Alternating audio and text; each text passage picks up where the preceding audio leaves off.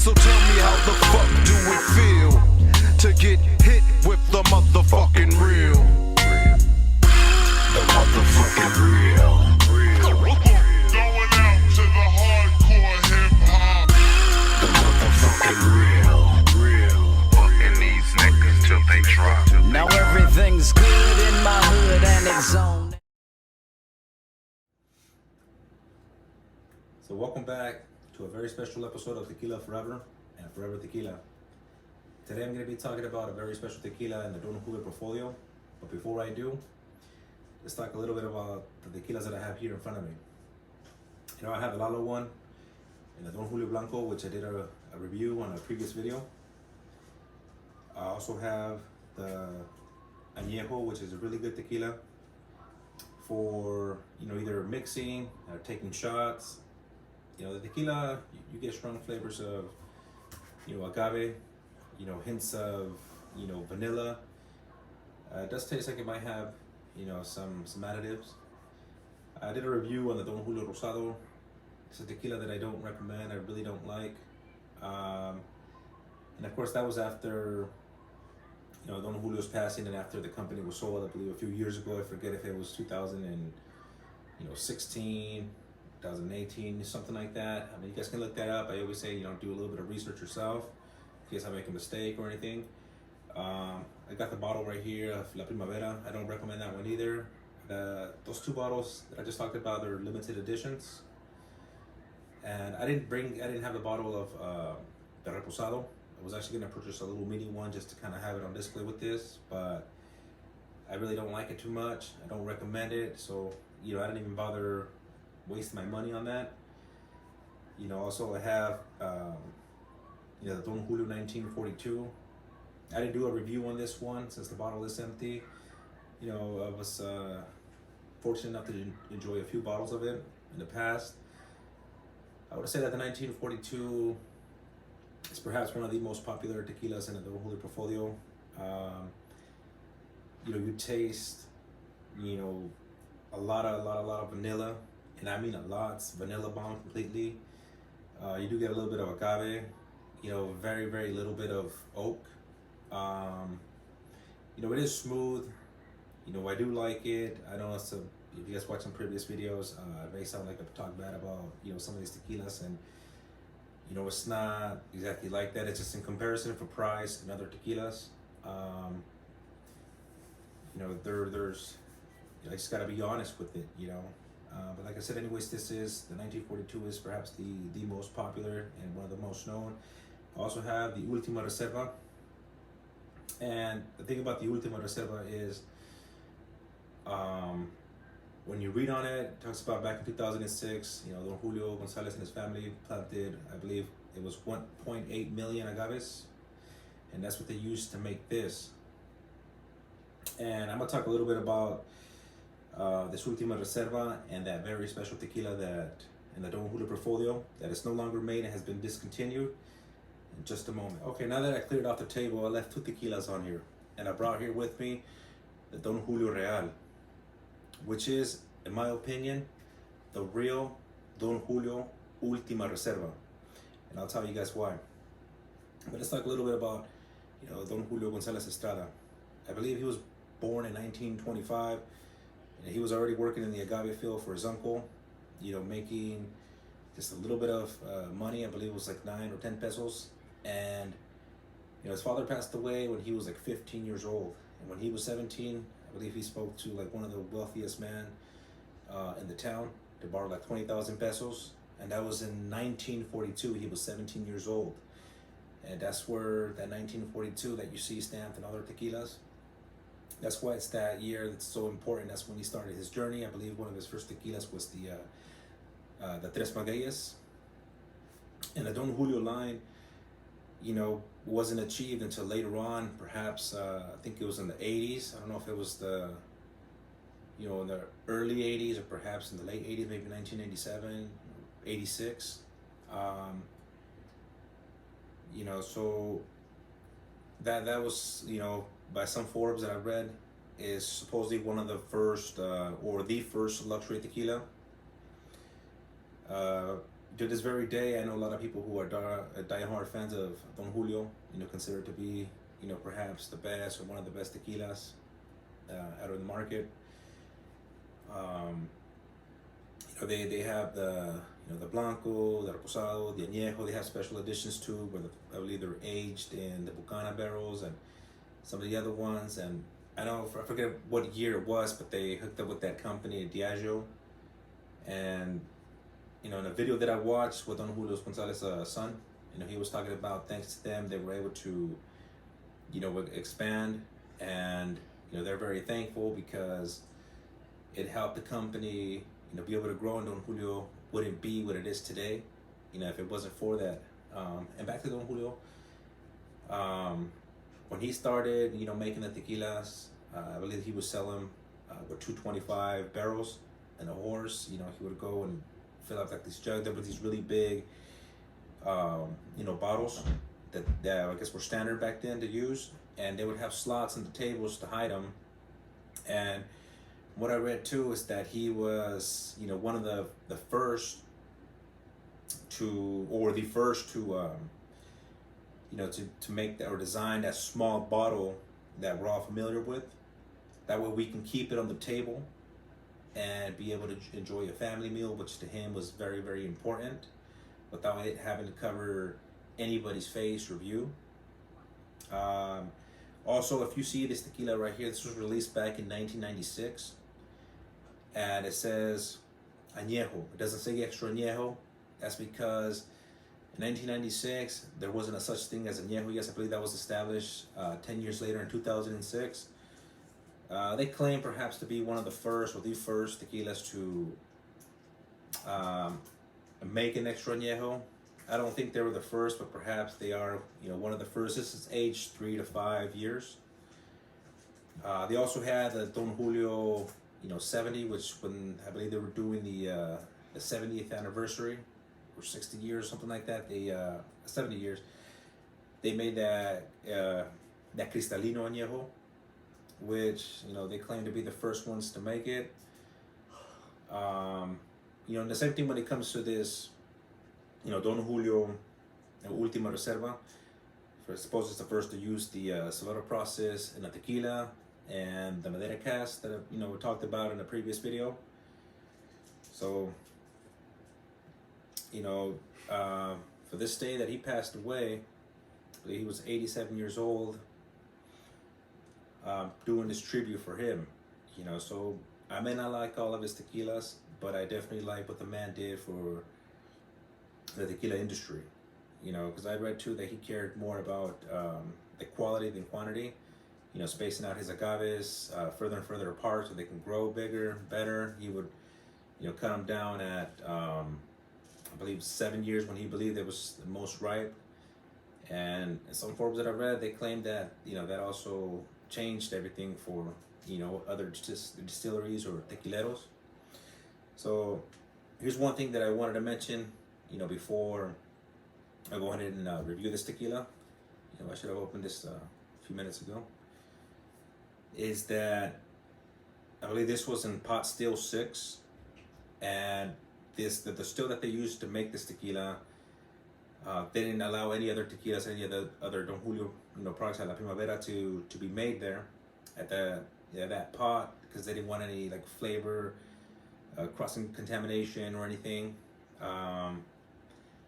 This one, they didn't release a Blanco or anything else. It just straight to the Real, and every cycle was only enough for 3 barrels.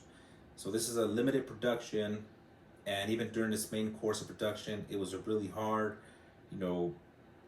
rare tequila to find, and it was quite expensive. I think going back then, I don't think I've ever seen any tequilas as expensive as this, running about $350, and that's pretty pricey. Especially because I remember minimum wage back then was a lot less, so seeing a tequila that expensive is definitely not affordable for many of us. And in my personal opinion, if you can find one for like $700 or $1,000, whatever, it is worth it. If you want to know what a real Don Julio product is, this is it right here. This is the true Última Reserva. This was like I said, the most exclusive tequila in the Don Julio portfolio up until it was retired, I think a couple of years ago. They claim that it reached their planned production, which was 25 years. But I think if you read on it, I say that Don Julio would go out in the field and hand pick, hand select each and every agave that was going to be for this one. And when he had enough, to produce enough for 3 barrels, have the trucks loaded, they'll take them back, and then they'll make this one. So going back to this one, I said they planted 1.8 million agaves. So I'm not sure how much tequila that can make. My point is that all that tequila that they claim is the Última Reserva, right, from his last field, they're using all that agave to make this tequila. And they're using the solera process to have a consistent taste. And, when you really think about it, it's not as special as the Don Julio Real, simply because they're mixing all the agave. So it's like they're not even hand selecting the best, agaves. It's just that it sounds to me like they're just making it all because that's what they're selling. This is from his last agaves field, from him and his family, and that's what they are making. So you're getting all that, whether they're good or they're bad, versus this one that was hand selected by the man himself. I think it makes it a lot more special. So when it comes to getting a real Don Julio product, it says it in the name, Don Julio Real. That's Don Julio, that's real in English. The motherfucking real. Luckily I got this bottle right here. This is the Mexican version. And it's a really, really beautiful bottle. It is my opinion, fancy. And when I talk about, bottles that are luxury and fancy, we've said a lot of times they're not that great. This is definitely one of those tequilas that is an exception. So let's go ahead and pour a glass. I'm almost out. It's a damn shame, but like I said, it is the real Última Reserva. Not this shit right here, which is going to continues to be released. So I don't know if you guys can see that right there. And you got that Mexican seal. You got the agaves around it. It also comes with this nice little tag. So it's a really, really beautiful bottle. I like it. The piña on it. It's a nice solid steel. This is really heavy. It's beautiful. This is really nice. And what I liked about it is that they kept the bottle short. And that's one thing that that I talked about, that he wanted the bottles to be small so it wouldn't cover anybody's face. Another 1942, it's a large bottle, but I believe from what I read is that one was like a tribute to his work to the year that he started. So I'm not sure if it was like the company, his kids, that might have had that tequila, for him. And a lot of the other bottles that came out were also large, including the Última Reserva, but I know that originally he wanted them small for that reason. And here's a fun fact that you guys may have not have known, but from a video that I watched, from his son, is that he said that Don Julio Gonzalez never drank in his life. So how does he know if he has some good shit or not? He said just simply by tasting it with his finger. He'll touch it, taste it real quick, and if he didn't like what he tasted, he would have to redo it, because he cared a lot about his clientele. That's what he cared about a lot. He even said in the video that, I think he loved his clientele more than my mother. And then he corrected himself, but he said that's how much he really cared about him. So I know quality is very, very important. Luckily this man was able to live his dream, and like I said, I'm appreciative for everything that he's done for the tequila industry. But as far as the other tequilas go, I believe they've probably been ruined with the other company. Just simply because at that point when they get bought out, and it's really all about money, it's all about business. But if you can get your hands, like I said, in one of these bottles, one of the older ones, it's definitely something nice to have. So let's go ahead and. So tell me, how the fuck do it feel to get hit with the motherfucking real? The motherfucking real. This tequila here is a nice, beautiful gold color. Literally looks like gold. been a few months since the last time that I tasted this tequila. What I can tell you that it has a very light aroma. You can smell the nice cooked agave. It smells really, really pleasant. It's not harsh on the nose at all. Perhaps you get a little bit of, like caramel or natural vanilla. Doesn't smell like it has any additives at all.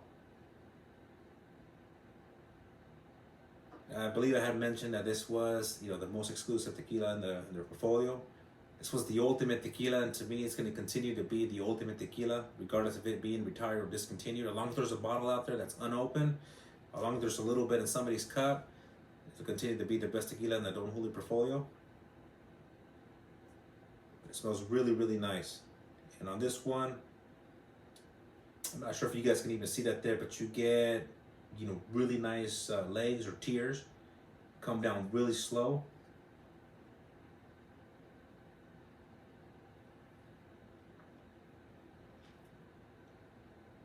And honestly, this is my favorite tequila in the Don Julio portfolio. This one is really, really nice. This one's delicious.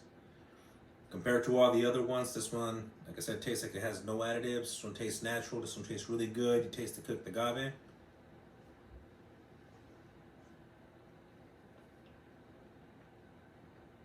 Really smooth. I definitely recommend it. Like I said, if you can get your hands on one of these bottles, and I recommend it if you do, try it. So you try a real Don Julio product. I don't believe in collecting these bottles like that. If you want to be able to talk about them, you got to open them up and you got to try them for yourself. It's nothing just having a bottle there for display and saying, hey, like, that one's the best one. Like, you don't know unless you tried it. You can't talk about it unless you tried it or you watched a video like mine. I'm just telling you, it's some really good shit. So that's it. Rest in peace. You guys have a good night. So tell me how the fuck do it feel to get hit with the motherfucking real? Well, back one more time to say goodbye to the Última Reserva. Not this shit right here. This shit.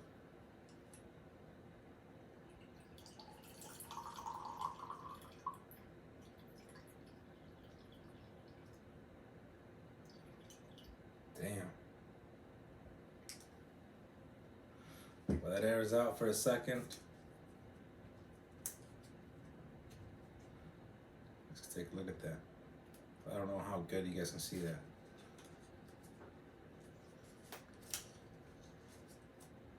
I said rest in peace and salud to the Última Reserva, the real Don Julio Real. The motherfucking real.